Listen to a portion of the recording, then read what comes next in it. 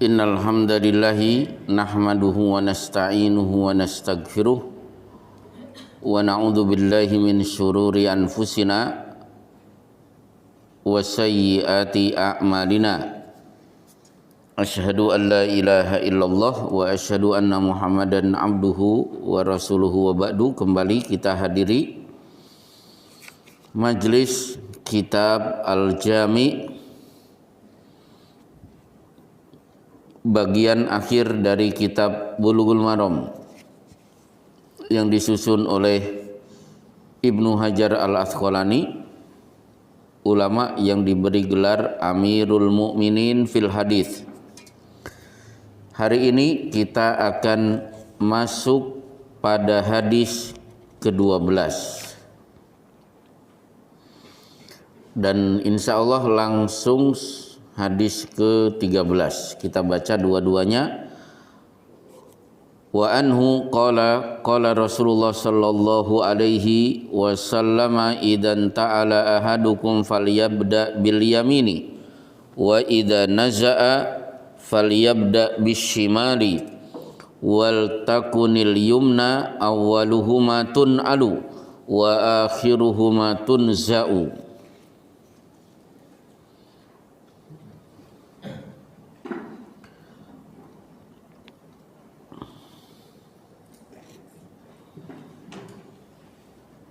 Dari Ali radhiyallahu anhu, dia berkata, Rasulullah sallallahu alaihi wasallam bersabda, apabila salah seorang di antara kalian memakai sandal, hendaknya dia mendahulukan kaki kanan, dan jika melepasnya hendaknya dia mendahulukan kaki kiri.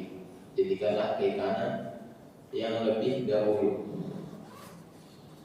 memakainya dan yang belakangan melepasnya. Ya, satu hadis lagi. Wa anhu qala Rasulullah sallallahu alaihi wasallam la yamshi ahadukum fi na'lin wahidatin wal yan'ilhuma jami'an aw liyakhla'huma jami'an, muttafaqun alaihi. Dari Ali radhiyallahu anhu, dia berkata, Rasulullah sallallahu alaihi wasallam bersabda, janganlah salah seorang di antara kalian berjalan dengan satu sandal, hendaklah dia memakai keduanya atau melepas keduanya. Ya, baik. Dua hadis berbicara tentang sendal. Hadis pertama memakai sendal sebelah kanan dulu baru kiri. Hadis yang kedua tidak boleh mengenakan sendal sebelah. Nah, berbicara tentang sendal, coba kita akan bahas beberapa poin yang perlu kita ketahui berkenaan dengan sendal.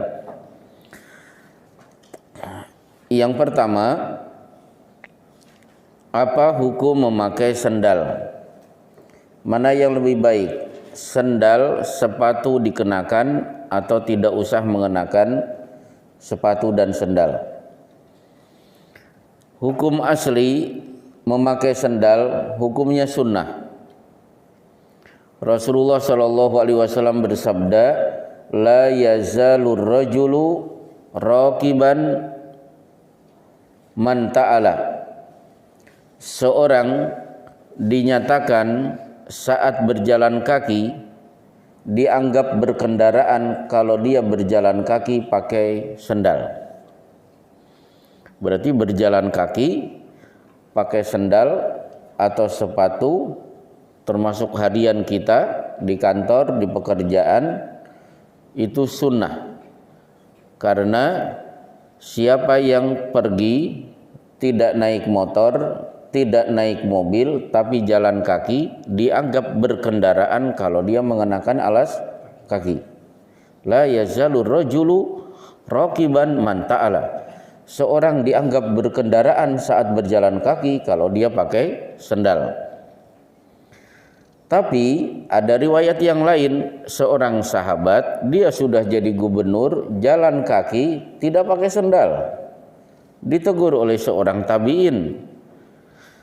Maka dia menjawab, amarona Rasulullah sallallahu alaihi wasallam an nahtafiya ahyanan, saya berjalan kaki tidak pakai sendal karena Rasulullah memerintahkan kami sesekali berjalan tidak perlu pakai alas kaki. Jadi kadang-kadang perlu, ada waktu-waktu tertentu kita tidak usah pakai sendal. Seperti apa? Misalnya olahraga pagi, kan banyak yang tidak pakai sendal, biar kaki langsung bermuamalah dengan tanah, bebatuan, itu kan pijat refleksi gratis. Jadi pakai sendal dianjurkan, sesekali tidak mengenakan alas kaki juga dianjurkan. Tapi berkenaan dengan menunaikan sholat, inilah perbedaan mencolok antara kita umat Rasulullah dengan umat-umat sebelumnya. Ketika Nabi Musa tiba di lembah yang suci bernama Tua, maka Allah berfirman, fa'la na'laika innaka bilwadil muqaddasi Tua. Wahai Musa, copot sendalmu, kamu sedang berada di lembah suci bernama Tua. Akhirnya semenjak itu seluruh Bani Israel kalau masuk tanah suci, termasuk sedang beribadah, mereka tidak boleh mengenakan alas kaki. Maka beberapa riwayat yang saya dapatkan, orang-orang Bani Israel mereka juga menunaikan haji ke tanah suci, ke Mekah. Sebagaimana saya pertama kali mendengar khutbah Jumat di Masjidil Haram tahun 2006, Syekh Surem menyampaikan khutbah Jumat. Salah satu petikan beliau bahwa ternyata Nabi Musa juga pernah ke sini, ke Mekah, datang untuk menunaikan ibadah haji. Akhirnya di kemudian hari saya dapatkan riwayatnya dalam kitab Qasasul Anbiya tulisan Ibnu Katsir. Nah, riwayat yang lain menyebutkan orang-orang Bani Israel begitu sudah masuk tanah haram Mekah, mereka segera melepas sendal. Tapi khusus umat Rasulullah, maka beliau bersabda, khaliful yahud fa innahum la yusalluna fi ni'alihim wala khifafihim. Bersikaplah beda kalian dengan orang Yahudi, karena syariat kita dengan mereka berbeda. Salah satunya mereka tidak berani menunaikan sholat mengenakan sepatu dan sendal. Maka kalau Bapak sedang berada di pesawat, waktu sholat sudah masuk, tidak ada waktu untuk turun, kecuali memang mau tidak mau sholat di pesawat, tetap sholat pakai sepatu lebih bagus daripada dilepas. Termasuk kalau kita mengadakan acara outbound, waktu sholat tiba, saya wajibkan seluruh peserta sholat tetap pakai sepatu. Kita akan sholat di atas rerumputan, tidak ada yang melepas sepatunya. Baik, maka bagi yang pernah belajar akidah Thahawiyah, kan ada buku Akidah Ahlussunnah wal Jamaah, ada Akidah Wasitiyah tulisan Ibnu Taimiyah, ada Akidah Thahawiyah ditulis oleh Ibnu Abdul Aziz, ada Akidah Ahlussunnah wal Jamaah Al-Lalikai. Nah, di situ di Akidah Thahawiyah kan pelajarannya akidah, tapi ternyata di situ tercantum apa? Salat mengenakan sepatu. Kenapa dicantumkan? Padahal ini masalah fikih untuk membedakan antara kita dengan orang Yahudi. Baik, masalah kedua selesai. Masalah ketiga, apa sikap kita ketika sendal kita rusak? Mungkin talinya copot atau biasanya lemnya lepas. Rasulullah Shallallahu Alaihi Wasallam bersabda, "Ma min muslimin yusibuhu wasabun, wala nasabun, wala syaukah yushakuha, wa hatta in kita'u syash'i na'lihi illa bidanbin." Tidaklah seorang muslim satu sakit, Dua, badan lesu. Mas, pernah badan lesu, lemah, nggak bergairah? Pernah. Sekarang lesu atau semangat? Oh semangat. Kok menyendiri gitu, kasihan. Ya baik. Kenapa? Iya ya, habis gajian. Belum gajian kali, belum. Oh belum. Baik. Jadi kata Rasulullah sakit, badan lesu, kemudian nginjak duri sampai tali sendal putus. Itu tidak ada terjadi semua itu kecuali pasti kita punya dosa. Jadi baju sendal saya kan bagus, harga 1 juta, baru dipakai sebulan sudah ngelotok. Nah, pasti sih kita punya dosa kepada Allah sehingga Allah takdirkan sendal kita rusak. Itu satu. Jadi sendal rusak atau sendal hilang lah. Sendal hilang dan lain sebagainya. Pokoknya kita bermuamalah dengan sendal ternyata bermasalah, berarti ada kaitannya dengan dosa. Nah, kemudian yang kedua, kalau sendal rusak, komentar kita apa? Innalillahi. Karena Rasulullah pernah berjalan fan qata'a syash'u na'lihi sallallahu alaihi wasallam, tiba-tiba tali sendal Rasulullah putus. Beliau bersabda, inna lillahi wa inna ilaihi rajiun.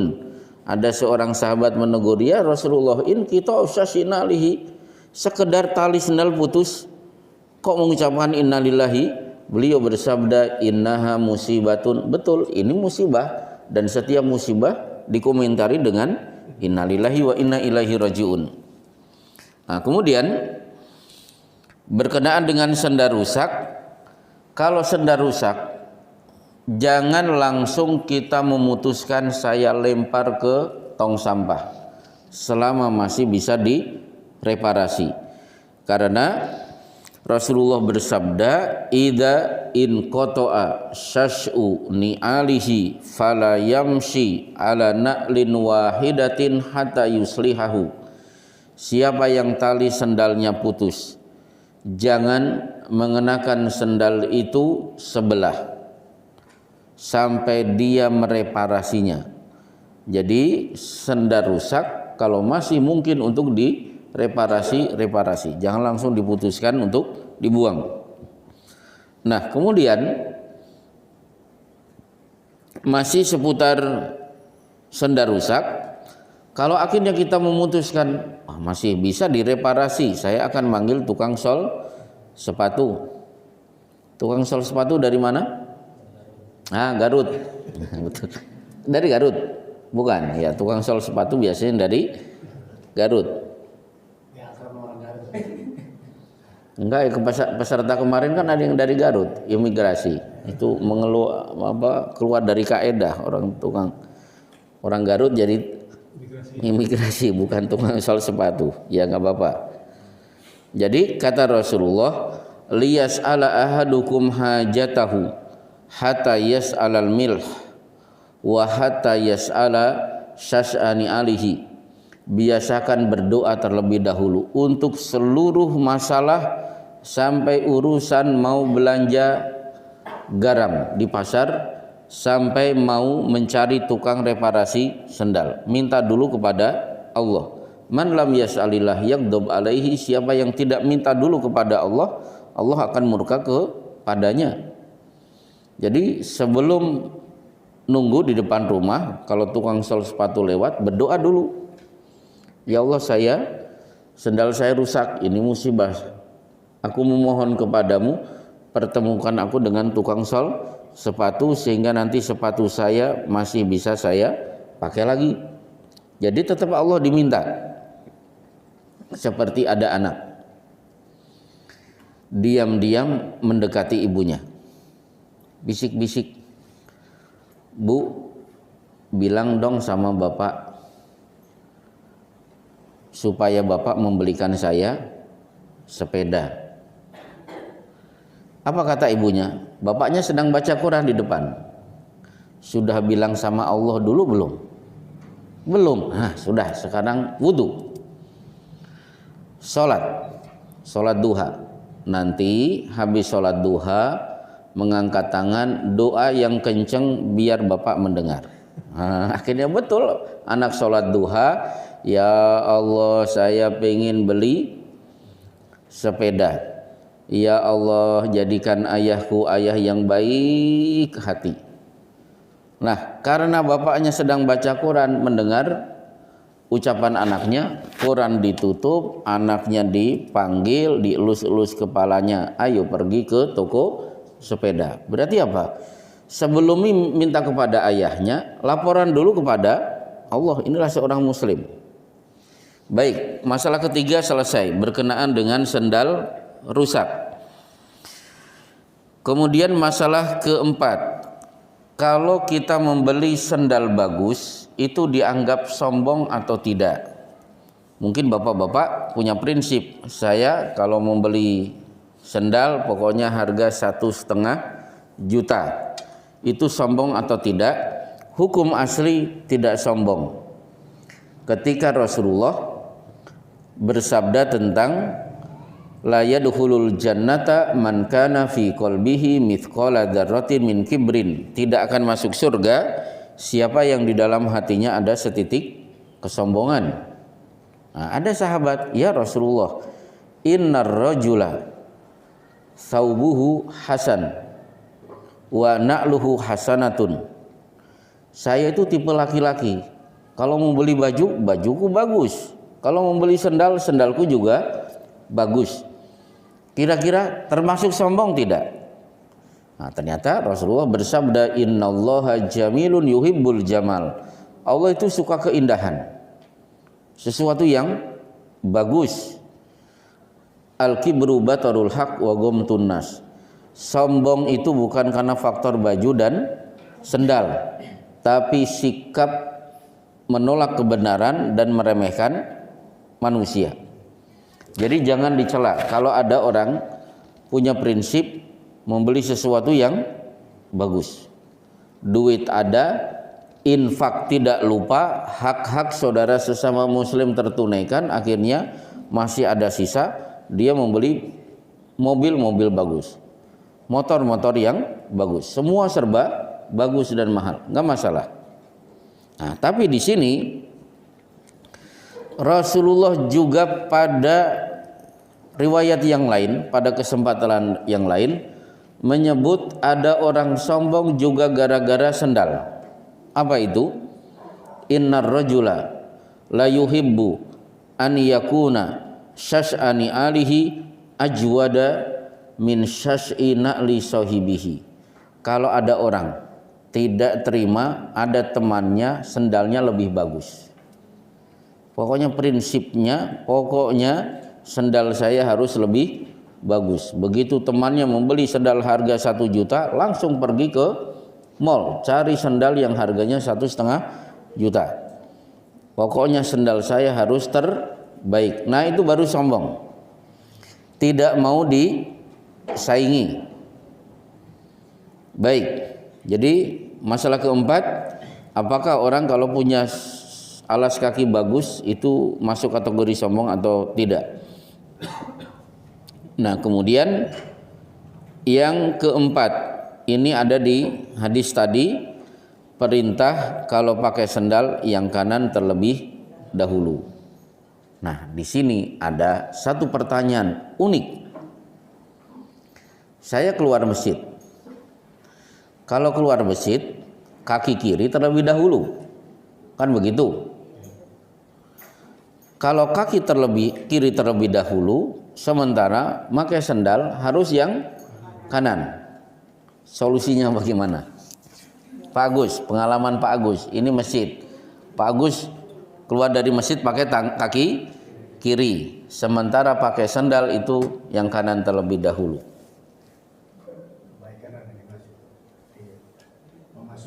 Apa mau dipraktekkan dulu Pak Agus? Ya, ini pertanyaan unik dan alhamdulillah itu sudah saya praktekkan. Jadi kaki kiri keluar terlebih dahulu, saya tidak pakai sendal, tapi kaki kiri nginjak sendal dulu. Saya injak, begitu sudah keluar, baru kaki kanan saya masukkan ke sendal. Itu ide saya pribadi. Setuju terserah, tidak setuju boleh. Caranya begitu kalau saya. Nah, jadi tadi pakai kanan dulu, dilepas yang kiri. Nah, kemudian tadi ada hadis nomor kedua di buku, tidak boleh mengenakan sendal sebelah. Pertanyaannya, kenapa? Imam Ibnu Hajar Al-Asqalani mengatakan, satu, karena tasabuh dengan setan. Ciri khas setan adalah pakai sepatu sendal sebelah. Rasulullah yang menyampaikan informasi itu. Jadi salah satu persamaan antara kita dengan setan, sama-sama pakai alas kaki. Bedanya mereka mengenakan alas kaki sebelah. Alasan kedua, tidak bersikap adil kepada anggota tubuh. Mosok kaki kanan pakai sepatu, kaki kiri tidak dikasih sepatu, itu tidak adil.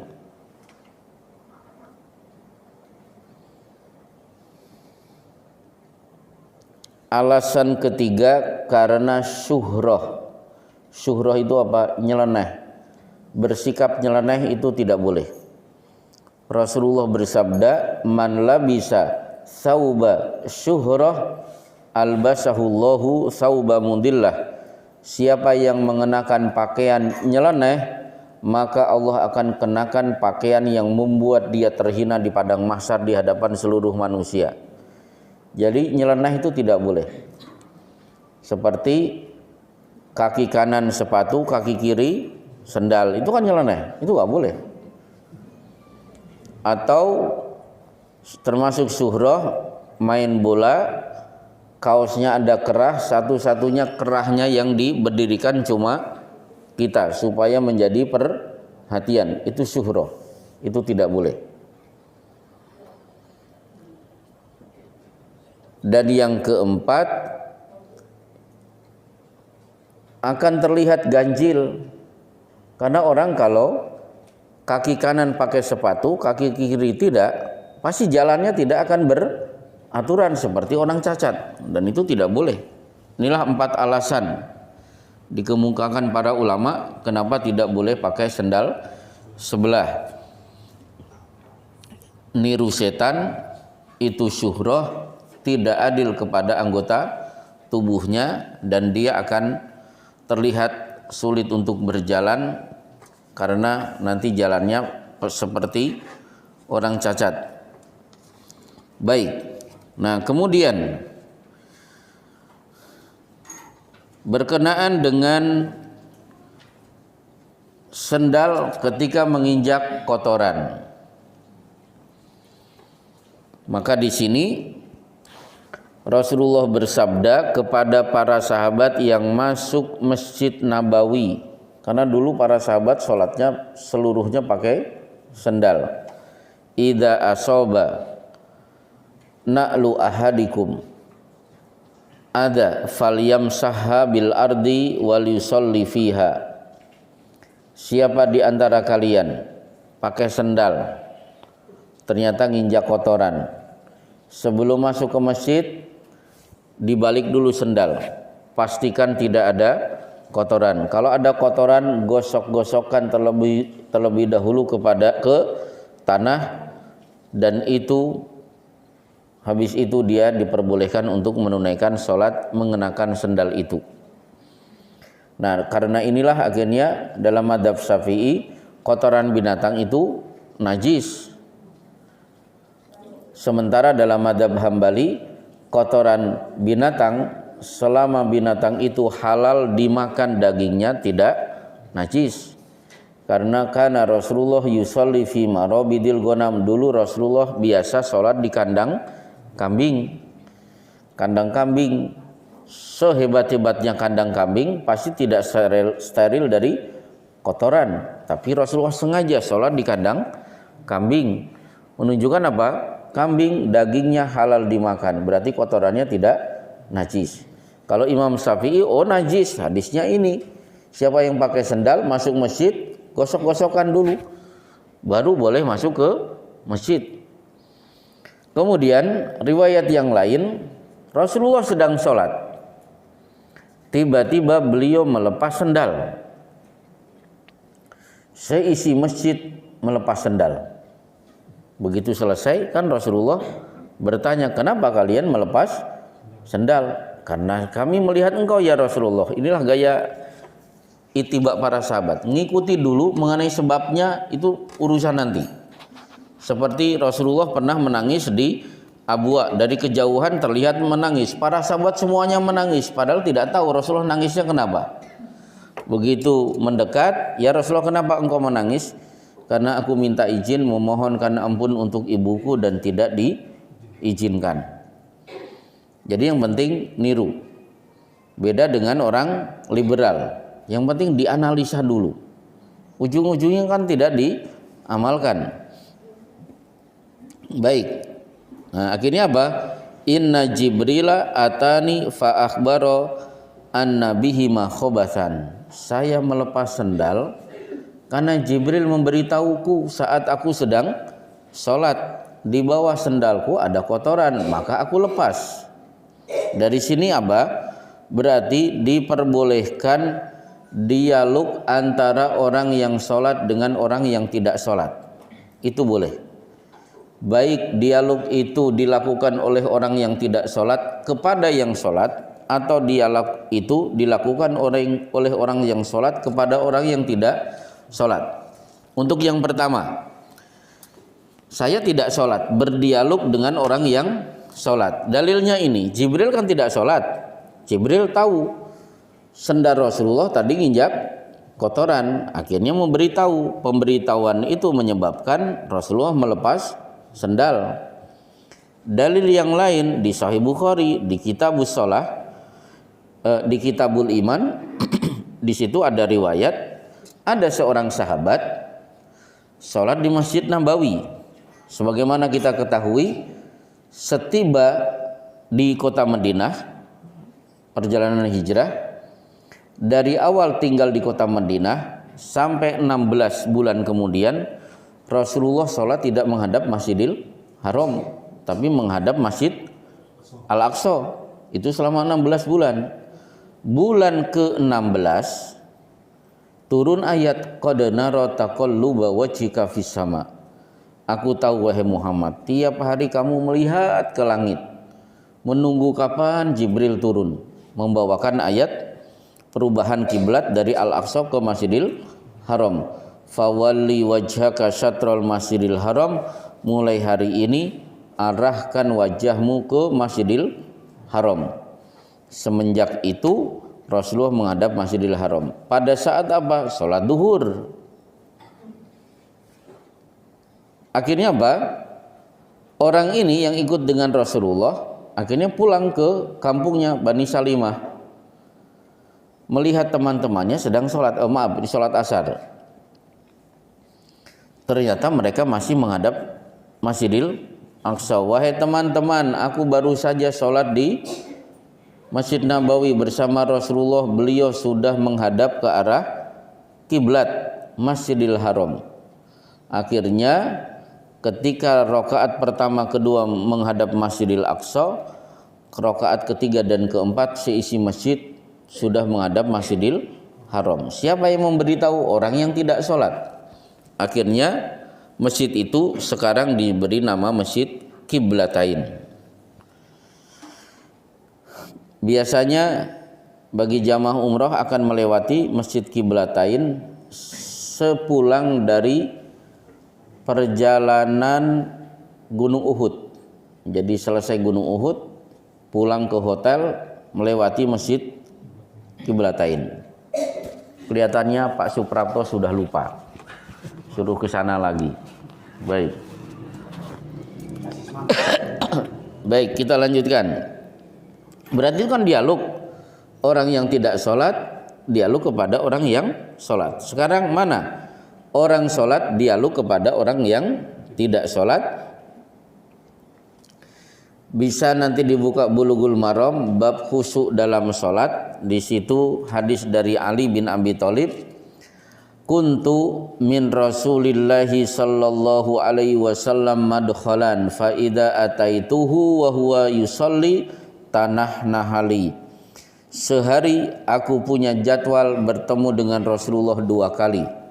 Bila aku datang ke rumah beliau, ternyata beliau sedang salat sunnah, tanah nahali, beliau memberi isyarat dengan berdeham. Assalamualaikum. Nah, kalau Rasulullah sudah gitu, berarti Ali paham. Oh, berarti Rasulullah sedang sholat sunnah. Ini berarti Rasulullah yang sedang sholat memberi informasi kepada orang yang tidak sholat. Baik, kita lanjutkan. Apa hubungan antara sendal dengan mayit? Hubungannya adalah mayit akan tahu kalau dia sudah ditinggalkan saudara-saudaranya.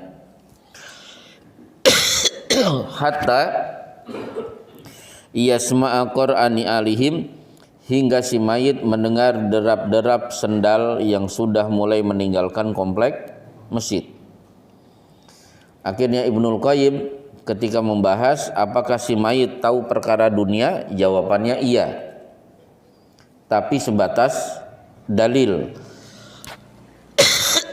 Seperti ketika mayit digotong, kalau mayit itu orang baik, qadimuni, ayo percepat. Kalau mayit itu orang jahat, mayit akan panik dan mengatakan, ya wailaha aina tadhabun, celaka, saya mau dibawa kemana? Berarti si mayit tahu saya sedang diapakan. Kemudian dalil yang lain adalah ketika kita ziarah kubur, ucapan salam kita menggunakan assalamu alaikum. Yang pernah belajar bahasa Arab tahu bahwa kum ini langsung ditujukan kepada orang face to face ada di depan kita dan orang itu tahu. Berarti si mayit ketika diziarahi mereka tahu, mendengar dan memberi jawaban. Kita lanjutkan. Termasuk berkenaan dengan sendal, Rasulullah pernah ngobrol dengan sahabat. Tiba-tiba beliau bersabda, la tabrahu hatta atika, tetap di sini, jangan pergi kemana-mana sampai aku datang lagi. Pergilah Rasulullah. Ternyata ditunggu lama tidak balik-balik. Kan para sahabat khawatir, jangan-jangan Rasulullah sedang dapat kesulitan. Orang yang paling sibuk, paling resah kemudian mencari Rasulullah adalah Abu Hurairah. Mundar-mandir ke sana kemari, akhirnya tiba di sebuah kebun milik Ansor. Abu Hurairah masuk, ternyata ketemu Rasulullah Shallallahu Alaihi Wasallam. Apa namanya? Tenanglah Abu Hurairah hatinya karena Rasulullah ternyata dalam keadaan sehat walafiat. Disampaikan oleh Abu Hurairah, ya Rasulullah, para sahabat panik, jangan-jangan engkau mendapatkan kesulitan. Oh, tidak ada apa-apa, aku tadi baru saja bertemu dengan malaikat Jibril menyampaikan wahyu. Tolong wahyu ini sampaikan kepada teman-teman kalian di sana. Sambil Rasulullah memberikan sendal. Idhab bina'lai hataini faman lakita min warai hadal haid yashhadu alla ilaha illallah mustaiqinan biha qalbuhu fabashirhu bil jannah. Abu Hurairah, nih bawa sendal, temui para sahabat, sampaikan pesanku dari malaikat Jibril, siapa yang bersaksi tidak ada ilah kecuali kepada Allah atas dasar keyakinan dari dalam hatinya, beri kabar gembira, mereka pasti masuk surga. Pertanyaannya, kenapa Abu Hurairah disuruh bawa sendal Rasulullah? Ini bawa sendalku. Sampaikan kepada para sahabat. Meyakinkan bukti beliau itu dalam kondisi aman. Akhirnya nemui para sahabat yang sedang berkumpul, aman, tenang. Ini buktinya sendalnya. Tadi Rasulullah berpesan, Jibril menyampaikan, siapa yang bersyahadat la ilaha illallah, yakin dari dalam hatinya, diberi kabar gembira surga. Ternyata Umar maju, nonjok perut Abu Hurairah sampai akhirnya jatuh terjerembab. Tidak lama kemudian Rasulullah datang, melihat Abu Hurairah meringis. Kenapa Abu Hurairah meringis? Ditonjok Umar bin Khattab. Umar, kenapa kamu tonjok? Saya gak percaya. Mosok hanya gara-gara syahadat bisa masuk surga? Enak amat, apa namanya kalau bahasa Betawinya? Ya kan enak amat. Kok gampang kalau kata orang Jawa, gampang semudah itu bisa masuk surga. Akhirnya Rasulullah sendiri yang menyampaikan hadis itu, baru Umar bin Khattab percaya. Masih seputar sendal. Berkenaan dengan sendal, ini kalau ada akhwat-akhwat yang belum menikah, Rasulullah bersabda, khairun nisa'i aisaruha mu'nah, sebaik-baik wanita kalau dia siap diberi mahar yang paling rendah. Jadi jangan terlalu macam-macam. Pokoknya maharnya piknik ke Turki. Rumah harus tersedia. Tidak mesti begitu. Karena wanita terbaik kalau dia siap diberi mahar yang rendah. Termasuk contohnya apa? Di Bulughul Maram ajaza Rasulullah sallallahu alaihi wasallam nikah hamra'atin bina'laini. Rasulullah mensahkan pernikahan seorang laki-laki dengan wanita dengan mahar sepasang sendal. Selalu harga berapa? 12.000. Ya, udah cukup, nggak usah nego-nego. Baik, masih berupa berkenaan dengan sendal. Ternyata alas kaki kita di surga nanti sendal. Mana buktinya? Ya Aba Hurairah, dullani ala amalin amil tahu fa inni sami'tu dufana alaika baida yadayya fil jannah. Wahai Abu Hurairah, tunjukkan kepadaku amal apa yang engkau tunaikan rutin setiap hari, karena baru saja aku mendengar suara sendalmu di surga. Berarti alas kaki penghuni surga sendal. Sebagaimana alas kaki penghuni neraka juga sendal. Hadisnya di Sahih Muslim di Kitabul Iman berkenaan dengan Abu Thalib, yunta'alu bin na'laini yagli biha dimahuhu. Abu Thalib dikenakan dua sendal yang menyebabkan mendidih otaknya. Nah, berarti alas kaki penghuni neraka juga sendal. Nah, kemudian berkenaan dengan sendal, terutama untuk ziarah kubur, kita tahu sendiri Rasulullah pernah berteriak, ya sahibas sabataini alkihimai, yang pakai sendal copot sendal kalian. Akhirnya ditarjih para ulama, siapa yang masuk komplek pekuburan, kalau masih di jalanan sendal masih boleh dikenakan, tapi kalau sudah melewati sela-sela kuburan sangat dianjurkan sendal itu dilepas demi menghormati si mayit. Jadi sendalnya jangan dipakai. Tapi biasanya ibu-ibu kan cerewet, ibu di sana bukan di sini. Kalau musim hujan gimana? Musim hujan gimana? Saya jawab, kalau problemnya musim hujan, berarti kalau mau ziarah kubur tunggu musim kemarau, selesai. Apalagi solusi kedua, ya sudah dari rumah bawa ember isi air. Nanti kalau kaki belok kotor, ya sudah nanti cuci pakai air yang dibawa di ember tadi. Dan terakhir berkenaan dengan sendal, Rasulullah Shallallahu Alaihi Wasallam pernah memberi tamsil al jannatu aqrabu ila ahadikum min syiraki na'lihi wan naru mithlu dzalika. Peluang surga dan neraka sedekat diri kalian dengan tali sendal yang kalian kenakan. Berarti ada orang masuk surga dan neraka, itu begitu mudahnya surga dan neraka mereka masuki.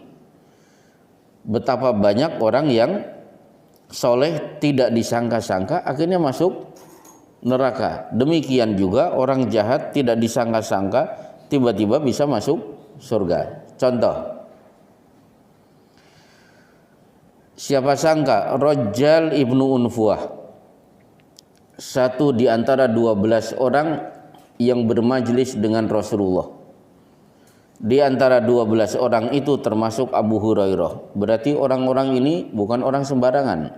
Rajjal ibnu Unfuah termasuk ulama. Ketika Rasulullah wafat, Rajjal berangkat ingin menemui si nabi palsu Musailimah al-Kadzab. Ibnu Abbas sudah memegang tangannya, jangan pergi. Musailimah al-Kadzab kita selesaikan bukan dengan diskusi, tapi kita akan pergi memerangi mereka. Rajjal tetap bersikukuh, nggak bisa. Saya akan dialog, saya akan tunjukkan bahwa dia sesat. Sementara si nabi palsu ini retorika bicaranya memikat. Padahal inna minal bayani la sihra, retorika bicara yang memikat itu bagian dari sihir. Tidak bisa ditahan, pergilah Rajjal. Begitu terjadi dialog, dia terkagum-kagum, keluarlah pernyataan, aku meninggalkan milah Muhammad SAW dan menjadi pengikut Musailimah al-Kadzab. Akhirnya si Rajjal beserta si nabi palsu ikut mati pada perang Yamamah ketika Abu Bakar mengirim pasukan dipimpin oleh Usamah bin Zaid. Jadi siapa sangka ulama kok tiba-tiba jadi murtad. Itulah sedekat sendal dengan diri kalian, peluang surga dan neraka. Sebagaimana ada orang tidak disangka-sangka masuk surga, seperti di kitab Tauhid yang sudah kita pelajari, kakak beradik, kakaknya soleh, adiknya pelaku maksiat. Setiap adiknya pulang dari perbuatan maksiat, pasti dinasehati oleh kakaknya. Ini tidak boleh, ini dosa. Tapi setiap adiknya ditegur, dia balik lagi berbuat maksiat. Lama-kelamaan kakaknya kesel, kemudian keluar kalimat wallahi la yaghfirullahu li fulanin, dengan bahasa bebas, demi Allah fulan adikku tidak mungkin diampuni oleh Allah, nggak mungkin dia tobat, pasti mati dalam keadaan tetap berbuat maksiat. Ternyata Allah marah dan berfirman, man dalladhi yata'alla alla aghfirallahu li fulan, siapa yang berani sembrono ceroboh, Allah tidak akan memberi peluang si fulan untuk dapat ampunan, aku hapus seluruh amal solehmu. Akhirnya hidayah ditukar, adiknya ahli maksiat dapat hidayah, akhirnya menjadi ahli ibadah sampai mati, kakaknya menjadi pelaku maksiat sampai mati. Siapa sangka ahli masjid mati di komplek lokalisasi, sementara orang yang dulu gemar bergelimpangan dosa tiba-tiba meninggal dunia di masjid.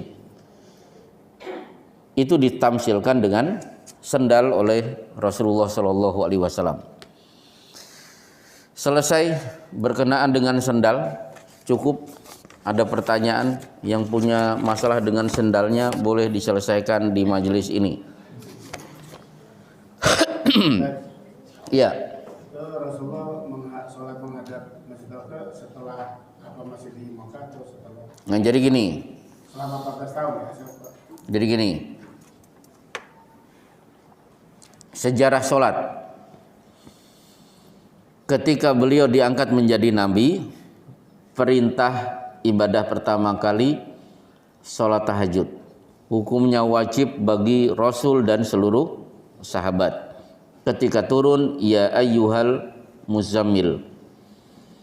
3 tahun kemudian turun surat ya ayyuhal muzammil ayat terakhir,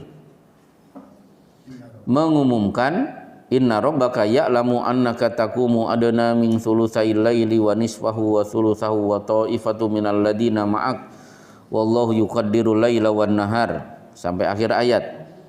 Intinya ayat ini mengumumkan mulai hari ini tahajud sunnah untuk para sahabat, tapi tetap wajib bagi Rasulullah sampai mati. Kemudian sholat apa yang diwajibkan? Sholat subuh dan asar. Maka Allah berfirman, wasbir nafsaka ma'alladina yada'una rabbahum bil ghadati wal asyi. Sholat di waktu pagi dan sholat di waktu sore. Berjalan beberapa tahun hingga akhirnya Rasulullah diperintah untuk Isra dan Mi'raj sah. Semenjak itu sholat sehari semalam bukan subuh dan asar, tapi sudah 5 kali dengan format rokaat semuanya 2 kecuali maghrib. Jadi setelah Isra Mi'raj saat di Mekah, duhur 2, asar 2, maghrib 3, isya 2, subuh 2. Udah, akhirnya hijrahlah Rasulullah ke Madinah. Begitu di Madinah ada 2 perubahan. 1, perubahan arah kiblat. Setiba di kota Madinah, instruksinya menghadap Al-Aqsa. Yang kedua adalah sholatnya yang 2 ditambah 2. Duhur 2 menjadi 4, asar 2 menjadi 4, maghrib tetap 3, isya 2 menjadi 4, subuh tetap 2 tapi bacaannya lebih panjang. Maka di surat Al-Isra, inna Qur'anal fajri kana masyhuda. Allah tidak mengatakan salat al-fajri, salat subuh, tapi apa? Qur'anal fajri, untuk menunjukkan apa?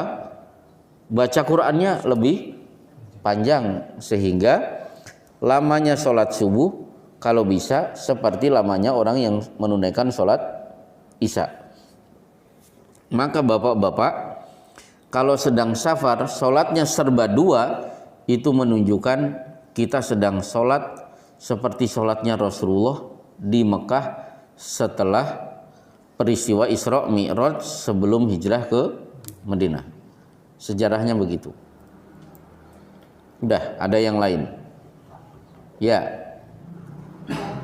Ya Ustaz, ya Ma'alim, saya nak bertanya, apakah betul air kencing itu boleh membawa ke kubur kita apabila kita bersih? Itu saja saya mau tahu dengan detailnya bagaimana.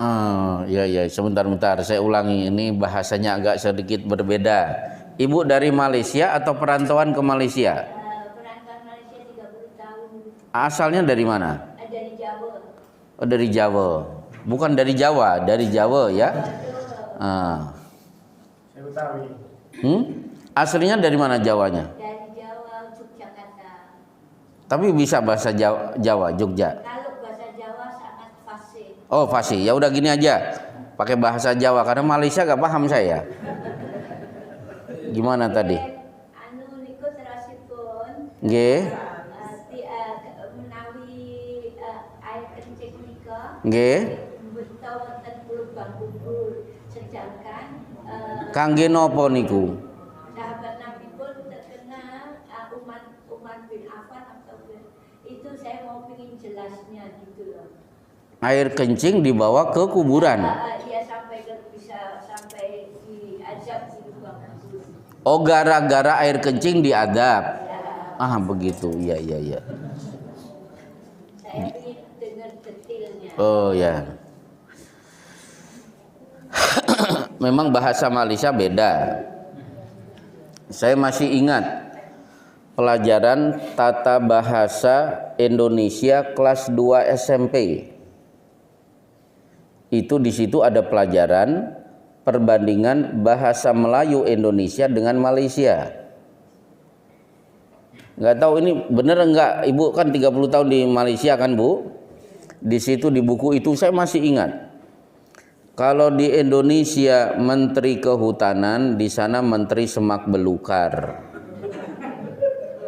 Di sini Angkatan Laut, di sana Angkatan Basah Kuyup.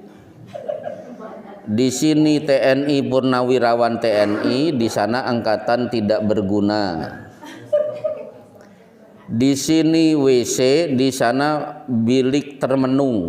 Nah, jadi kalau oh gitu, pokoknya saya ngikuti yang di buku dulu Bu, di buku. Mungkin Ibu Malaysianya yang mana kan saya tidak tahu.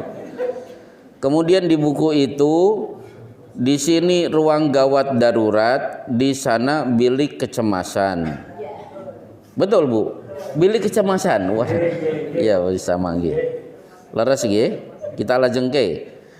Nah, kemudian di sini rumah bersalin, di sana rumah korban lelaki.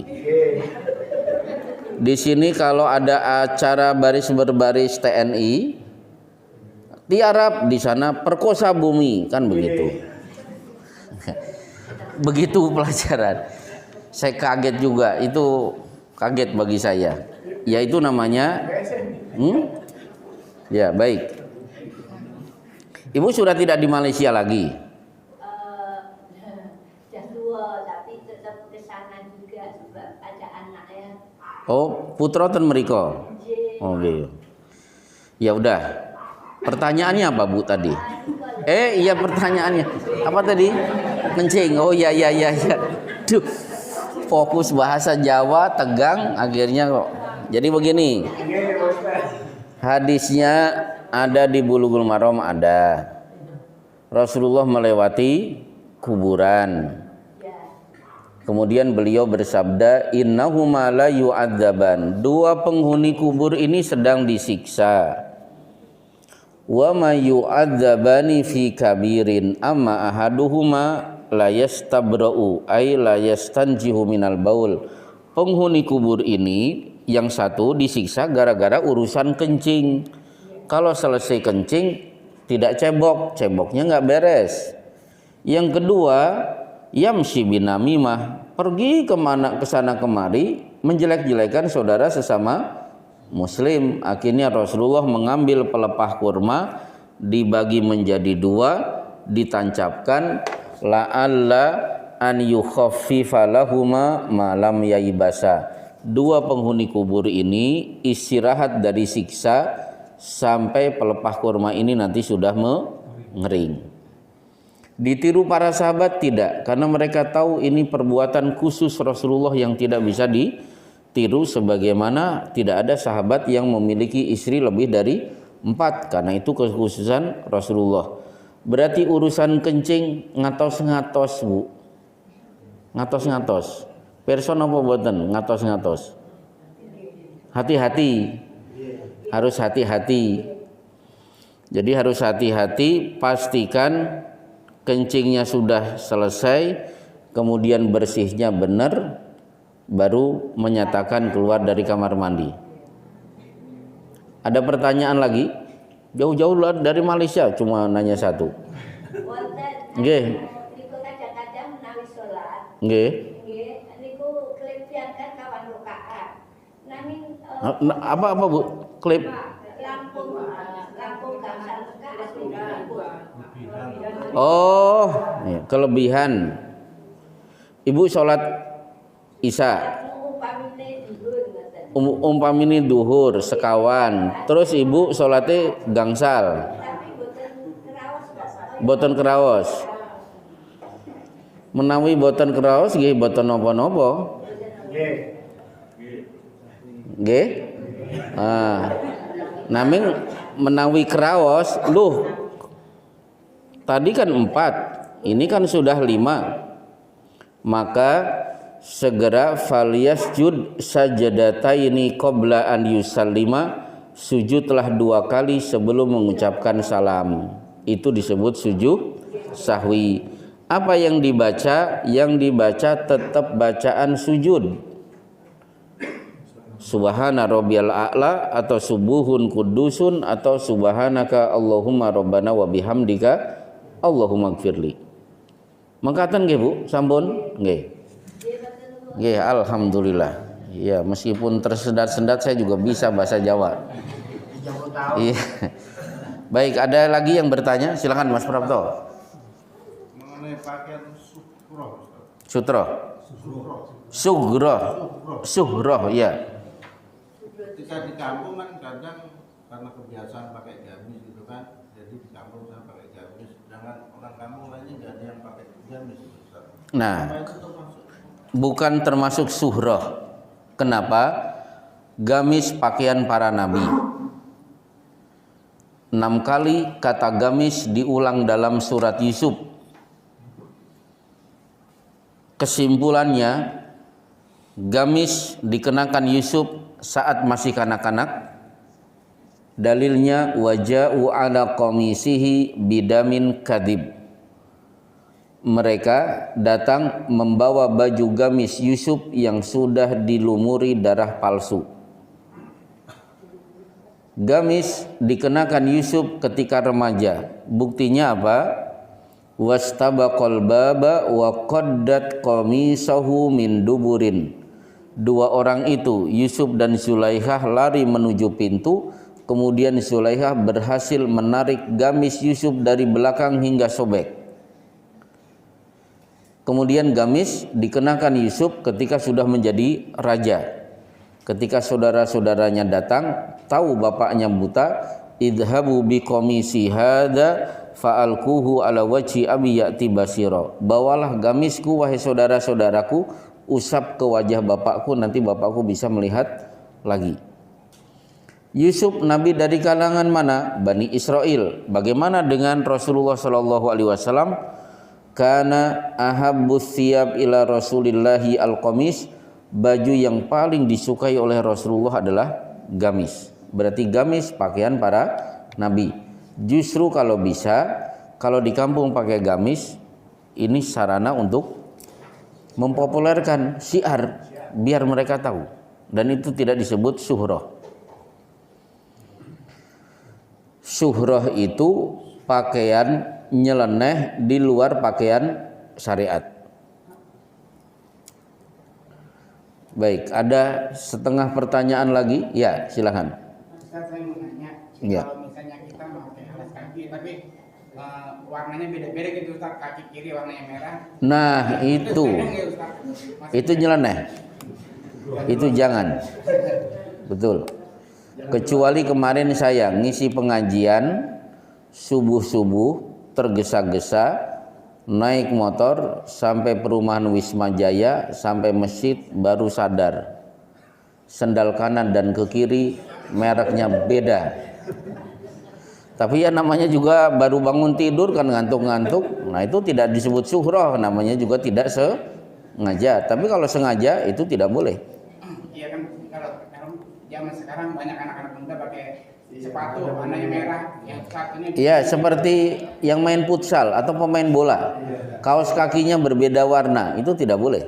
Itu syuhrah. Iya. Iya, itu sengaja.